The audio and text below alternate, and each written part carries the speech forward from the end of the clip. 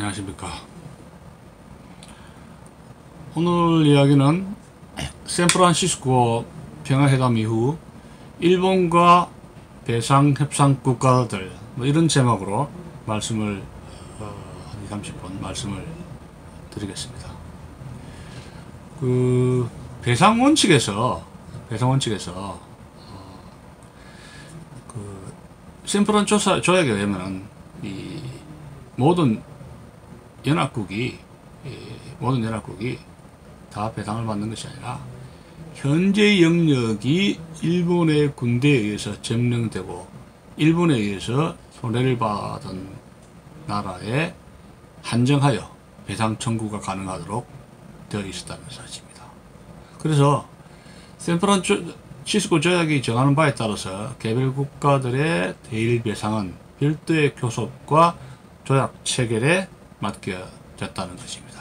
일본과의 개별적인 협상과 거기에서 타결된 조약에 의해서 각 나라마다 개별 조약 체결이 맡겨지는 겁니다. 일본과의 그 1대1로 협상 통해서 배상이 맡겨졌다 이런 이야기입니다.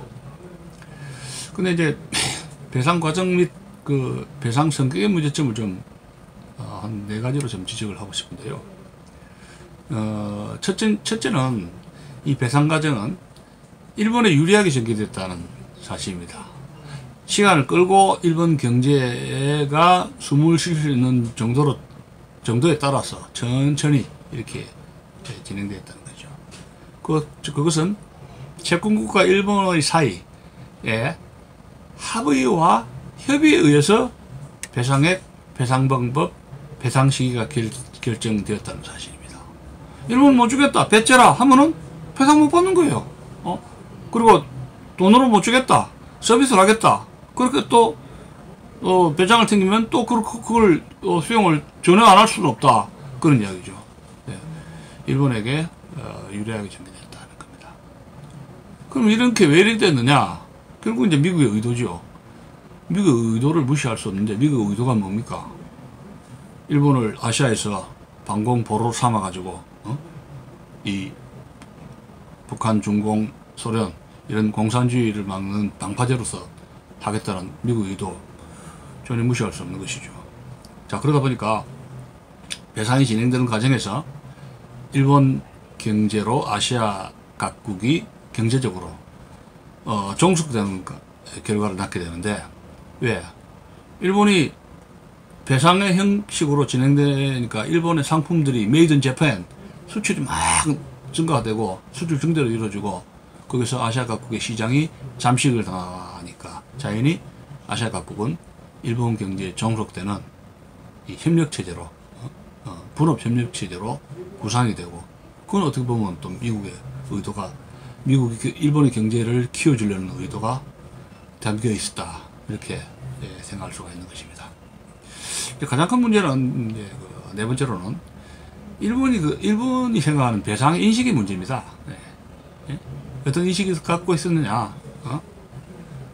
아시아 여러 국가를 침략해서 그 민족에게 커다란 피해를 준 사실에 대해서 깊이 인식하고 그 피해와 고통에 대해서 책임이 있습니다.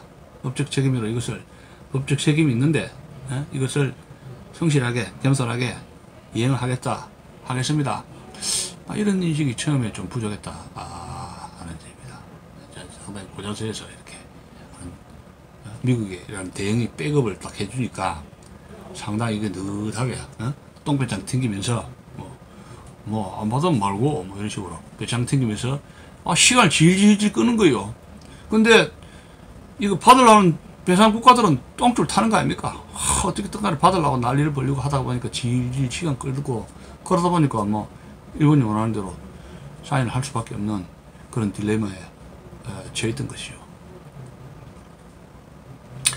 자, 구체적으로 일본과 배상 협상 국가들의 내용을 좀 진행 과정을 좀 보면은 이 캄보디아라든가 라오스 일본과 협상할 수 있는 어떤 외교 전문 인력이라든가 이런 것이 만만치 않지 않습니까? 그래서 캄보디아는 54년에 라오스는 57년에 골치 아파 안 되겠다 해서 배상을 포기를 했었습니다. 그러다가 이제 그 경제기술 협력에 의해서 무상 원조를 받게 됩니다. 캄보디아는 59년에, 라오스는 58년에 경제기술협력이라는 이름으로 무상원조를 받게 되었습니다. 제가 누님 말씀드렸듯이 이제 배상은 뭐 현금을 안 줘도 된다는 이야기예요. 일본 사정의 경제적인 사정에 따라서 고려한다면 이런 조건이 되는 거죠. 그럼 배상은 뭐로 주느냐? 생산물, 일본에서 잉여산물, 뭐 쌀이든지 어떤 뭐 가구 남은 거라든가 중고품이든지 어쨌든 간에 뭐 중고 기계라든가 남은 거, 생산물, 기계, 공구 뭐 여러 가지. 그 다음에 이제 서비스 용역이 돼요. 서비스 용역으로 지불할 수가 있다. 그게 또 뭐냐, 구체적으로. 예를 들어서 인도네시아에서 기술 연수가 필요하다. 공장을 어떻게 돌리고 기술에 대한 IT, 그래서 산업 이런 것에 대해서 공장 기술 돌린다든가 기술 이런 게 기술력이 부족하습니다. 그러면 그 엔지니어들, 공장을 돌리려면 기술자들을 교육 훈련을 시켜야 되는데 인도네시아 정부는 시킬 수가 없죠. 교육 수준이나 기술 능력이 떨어지니까. 그러면 일본에 현지 연수를 보냅니다. 수백 명씩 한 1년에 걸쳐서. 그럼 이것이 10년 동안 계속 보내죠. 그 일본의 인건비라든가 연수, 비행기, 학비료, 숙박비, 일본에 그 밥값 비싸지 않습니까? 그래서 계산해가지고 배상금의 액수의 상세를 지킬 수가 있다는 것이죠. 그런 거였던 거죠. 자, 그래서 그 일본이 그 최종적으로 배상금을 지불한 나라가 자, 한 6, 7개, 하나, 둘, 셋, 넷, 다섯, 6개 되는데 필리핀은 54년에 타결했죠. 배상금 지급을 약속하고. 56년에 필리핀은 배상금 타결을 약속하고. 미얀마는 54년에 배상금 지급을 시작했고. 베트남은 59년에 배상금 지불 협정 맺었고. 인도네시아는 58년에 또 협정을 맺었습니다. 필리핀 같은 경우에 미국의 그 대일 무배상 원칙에 가장 저항이 강했던 나라 필리핀, 중국이었죠. 여기 이제 그러니까 미얀마, 필리핀, 베트남, 인도네시아가 그 4개 국가죠. 그 다음에 한국 65년 12월 한일국해 정상화했을 때 가장 늦게 배상금을 받은 나라 대한민국입니다. 그래서 총 5개 국가의 일본은 배상금을 지불했다 하는 것입니다. 이제 그 필리핀하고 베트남 같은 경우에는 이 조약에 따라서 샌프란시스코 조약에 따라서 서명 비준하고 그에 따라 배상을 청구하고 교섭을 진행한 나라로 필리핀이라든가 베트남을 들 수가 있고, 버마 같은 경우에는 조약의 참가를 아예 거절해 버립니다. 조약의 참가를 아예 거절했고, 그 다음에 이제 그 인도네시아 같은 경우에 조약에 서명했으나 비준을 하지 않았는데 인도네시아는 개별적인 평화조약과 배상협정을 체결하면서 배상을 받은 나라가 인도네시아입니다. 자, 그 재미난 것도 인도 배상금 청구권을 포기를 했습니다.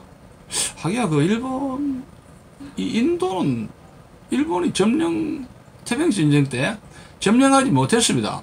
인팔작전을 통해서 인도로 들어가려 하다가 그 인팔 미림 정글지대에서 혼쭐 났지 않습니까? 그래서 인팔작전에서 일본군이 실패를 하고 거기서 퇴각했던 것이고, 일본군과 이 인도 군대는 전투를 했지만은 일본군이 인도를 점령한 적은 없죠. 그래서 그 피해는 그렇게 크지 않다고 볼 수가 있습니다.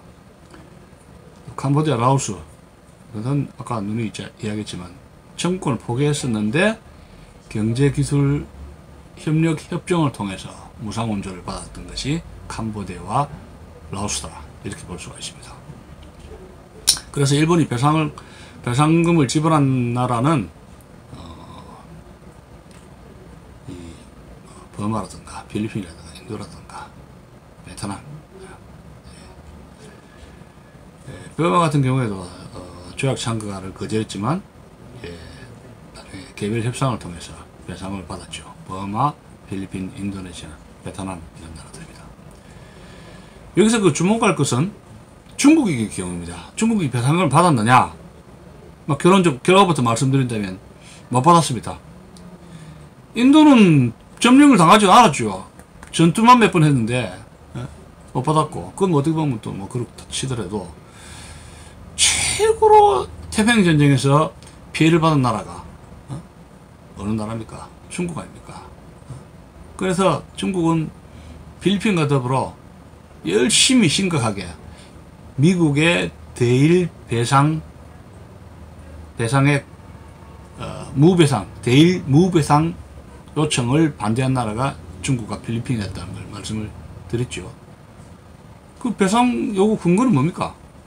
예? 전쟁에 의해서 손해를 보전하고 배상 물자를 직접 중국 경제에 재건해서 충당하겠다. 또 일본의 비군사화를 도모하기 위해서는 전쟁 배상금을 확실하게 받아서 일본 경제에 타격을 주겠다는 조건이었습니다. 그 의도였습니다. 그 말이 됩니다. 그래서 중국은 1947년에 행정원 내에 배상위원회를 설치했습니다. 국공내란에서 장개석 정부가 국민당 정부가 대만으로 쫓겨가기 2년 전 이야기였습니다. 그래서 전쟁 피해액을 계산했는데 313억 4,200만 달러로 집계를 했던 것이죠. 누누이 말씀드리지만은 중국은 자신이 일본에 대한 최대의 피해금을 주장하면서 이 중간배상 30%, 또 전도 과정에서 절반인 15%를 할당받는데 성공을 했습니다.